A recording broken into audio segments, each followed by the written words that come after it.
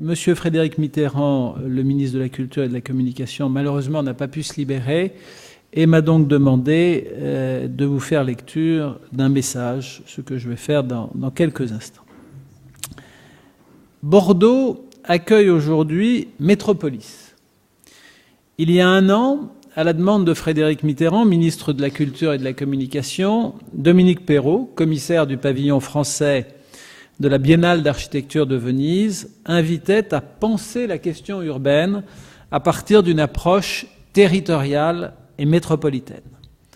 Dans ce saut d'échelle, l'architecte plaçait alors le sujet du vide au cœur de la réflexion.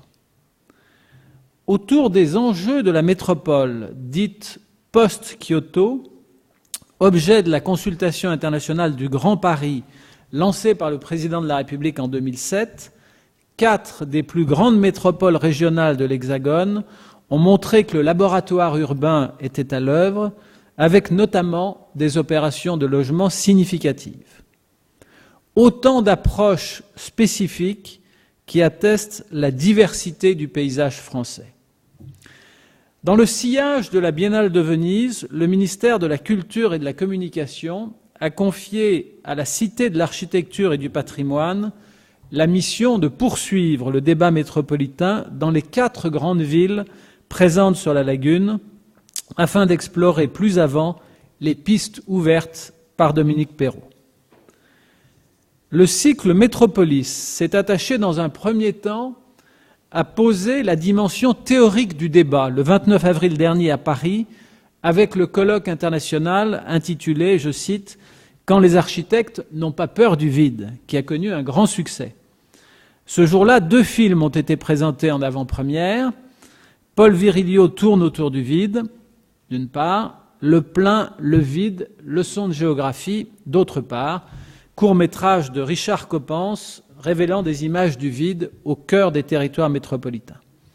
Ces documents sont présentés aujourd'hui au public bordelais.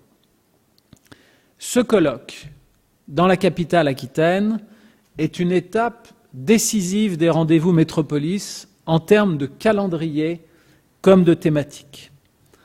En cette rentrée, il marque le début de l'itinérance régionale qui approfondit la dimension concrète de l'expérimentation des concepts. À chaque métropole, sa thématique. À Bordeaux, c'est la question essentielle du logement. La démarche de ces colloques de dimension internationale est de croiser les points de vue et les expériences sur un sujet crucial pour le débat sur la ville. Ainsi, aujourd'hui, architectes, urbanistes et maîtres d'ouvrage vont échanger sur les pratiques en vigueur dans l'Hexagone comme chez nos voisins européens, à Berlin, à Amsterdam ou à Barcelone. L'enjeu est de mettre en perspective une véritable stratégie urbaine à partir de scénarios qui encouragent l'expérimentation. La métropole aquitaine, avec des expériences comme l'opération Diversité à Bordeaux même, ou celle du domaine de Sérillan à Floirac, qui dans les 2 cas offrent une démonstration du travail de plusieurs architectes sur 8 typologies différentes, a su apporter des réponses qui ont pris valeur d'exemple. Et le travail se poursuit aujourd'hui sur un autre registre, mais à grande échelle, avec le bassin à flot. Les albums de la jeune architecture que le ministère de la Culture et de la Communication organise tous les 2 ans s'avèrent être une ouverture de la commande de logement aux jeunes talents. Figurent en effet au comité de parrainage de cette opération emblématique du soutien à la création plusieurs maîtres d'ouvrage, publics et privés, qui peuvent ainsi puiser dans ce vivier pour renouveler l'offre de logement. La consultation sur le Grand Paris a mis à jour plusieurs urgences dans les rééquilibrages à enclencher. La première se situe sur le terrain de l'inévitable densité urbaine. Il s'agit là de créer le cadre d'une mixité de programmes et donc de typologies de logements adaptées aux demandes de notre société, sans oublier les résidences pour étudiants et pour personnes âgées. Seconde urgence, la transformation de l'existant. On pense évidemment au potentiel que représentent les grands ensembles, témoins d'une modernité des années 60, qui, 50 ans plus tard, mérite d'être revisité et non systématiquement détruit.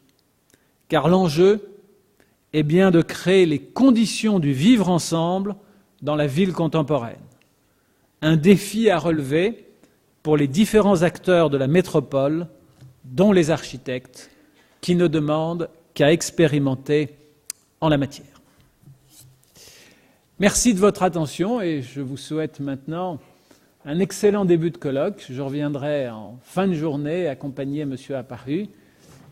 J'en profite évidemment, mais je pense que M. Duchesne le fera pour excuser le maire de Bordeaux et ministre d'État, ministre des Affaires étrangères, qui n'a pas pu se libérer alors qu'il l'avait prévu et qui est aujourd'hui à New York.